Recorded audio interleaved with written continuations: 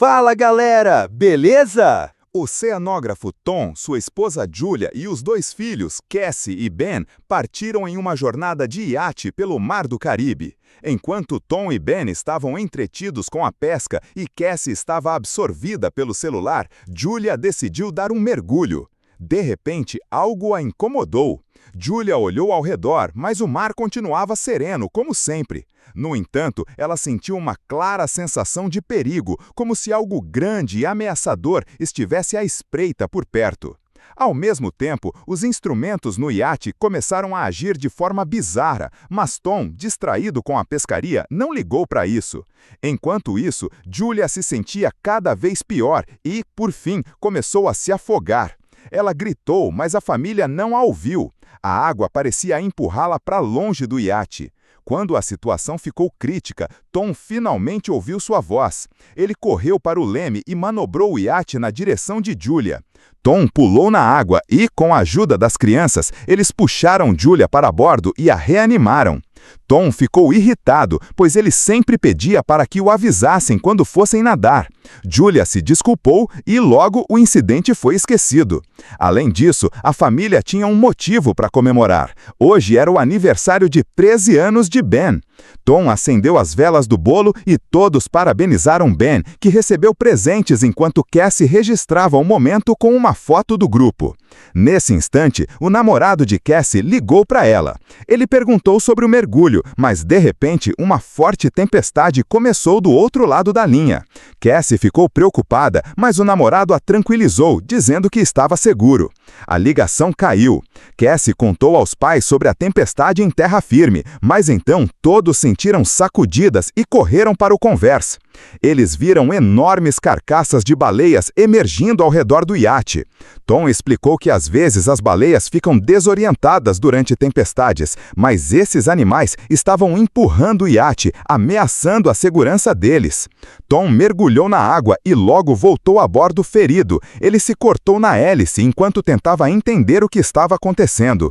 Julia costurou o corte no ombro do marido e ele explicou que os eixos do iate pareciam estar tortos, provavelmente por causa do golpe de uma cauda.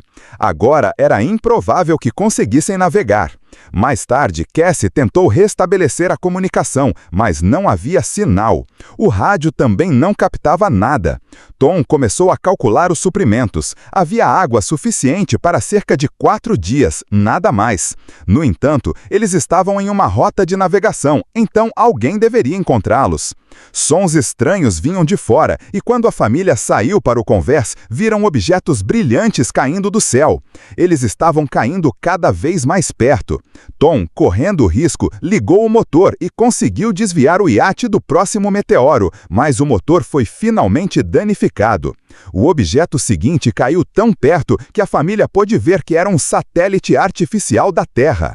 Um vento forte começou a soprar e os instrumentos enlouqueceram. A família, aterrorizada, se escondeu dentro do iate, que era sacudido pelas ondas. Eles colocaram coletes salva-vidas e se prepararam para o pior.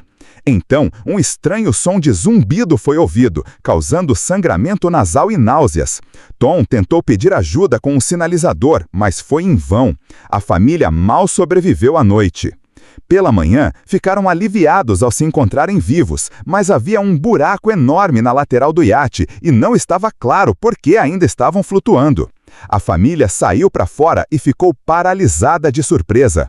A água havia sumido e o barco estava parado em um afloramento rochoso no meio de um deserto pedrogueiro onde antes havia oceano. Ao mesmo tempo, Tom tenta tranquilizar sua família, dizendo que nem todos poderiam ter perecido. Ele faz algumas medições e percebe que a bússola está errada. O norte não está onde deveria. Isso significa que os polos da Terra se deslocaram.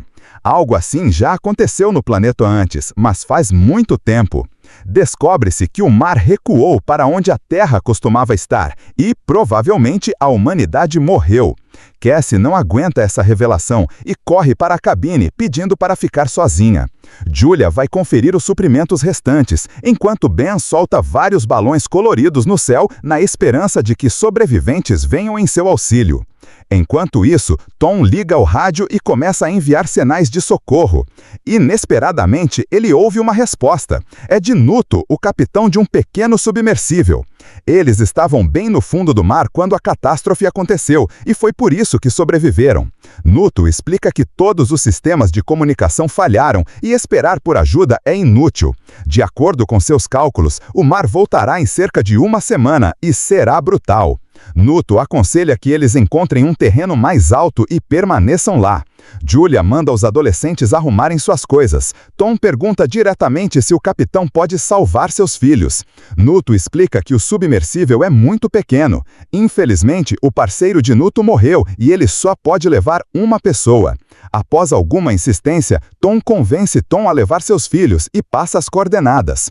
Tom traça o caminho no mapa náutico e promete chegar ao local em alguns dias.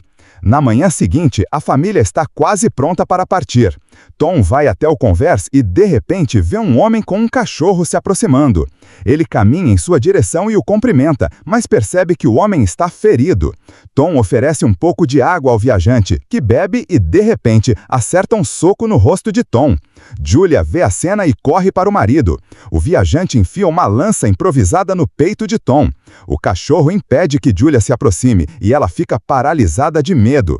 Percebendo que não há como salvar seu marido, ela corre para o iate, mas o homem a persegue, ferindo seu braço. Mesmo assim, Julia consegue subir no convés e os adolescentes, ouvindo seus gritos, correm para ajudá-la. Juntos, eles trancam as portas da cabine. Julia então esconde Cassie e Ben em um armário, dá à filha a pistola de sinalização e diz para atirar apenas como último recurso. Enquanto isso, o assassino tenta arrombar as portas e eventualmente consegue. Julia se esconde no banheiro e cuida de seu ferimento. O invasor entra e vai direto à cozinha, pegando um pouco de comida. Está claro que ele está com muita fome. Segurando uma lata de comida, o homem começa a procurar pelo iate, enquanto Julia se arma com uma faca de cozinha.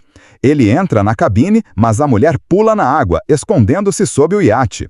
O assassino olha pelo buraco, mas não a vê. No entanto, o cachorro ataca Julia, forçando-a a matá-lo. O homem ouve o grito do animal, sai e encontra o corpo do cachorro. E aí, galera? Se você acha que sobreviver a meteoros, baleias descontroladas e explosões de iate já foi demais, deixa o like, mas se inscreve agora, porque a segunda parte vem com caranguejos gigantes e assassinos famintos. E sério, não queremos que você seja a próxima refeição. Mas o sinalizador incendeia o iate. Julia ordena que os adolescentes fujam enquanto ela se esgueira para a cozinha. O assassino, ainda ferido, tenta atacar novamente. Julia o chuta para longe, pega as malas prontas e pula na água, onde Ben encontra o corpo de seu pai. Cassie corre até o cadáver e chora sobre ele.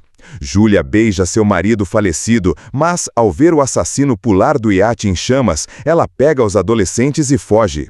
O barco explode atrás deles. A família corre pelo deserto pedregoso e logo se refugia em um cânion rochoso onde há um riacho. No entanto, a água é salgada e imprópria para beber. Cassie compartilha um pouco de água com seu irmão, mas ele se recusa a beber.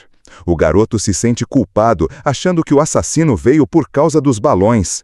Cassie também menciona isso, mas Julia manda ela parar e defende o filho, explicando que ele não teve intenção de causar problemas. Ela diz às crianças para se prepararem, pois uma longa jornada os espera.